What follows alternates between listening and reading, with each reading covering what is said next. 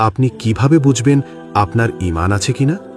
নিজের মধ্যে কিছু লক্ষণ দেখলে আপনি বুঝতে পারবেন আপনার ঈমান এখনও আছে। শুনুন সেই লক্ষণগুলো কি কি। 5টি বিষয় যদি আপনার মধ্যে থাকে তাহলে বুঝে নেবেন আলহামদুলিল্লাহ আপনার ঈমান এখনও আছে।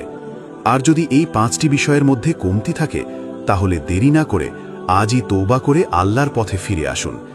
নাম্বার 1, আপনি যদি গুনাহ করে ফেলেন আর পরে আপনার মনটা কষ্টে ভরে যায়, আপনি আফসোস করেন, তাহলে বুঝবেন আপনার অন্তরে ঈমান জাগ্রত আছে।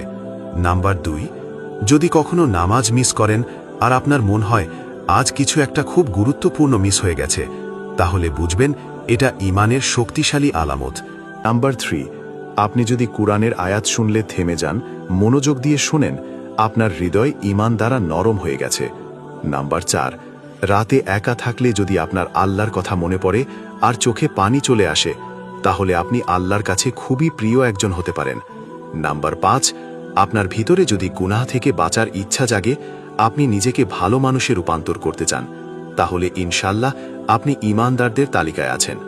ভাই, যদি এই 5টি লক্ষণ আপনার মাঝে থাকে, আলহামদুলিল্লাহ আপনি একজন সৌভাগ্যবান মানুষ। আর যদি কিছু না থাকে, এখনই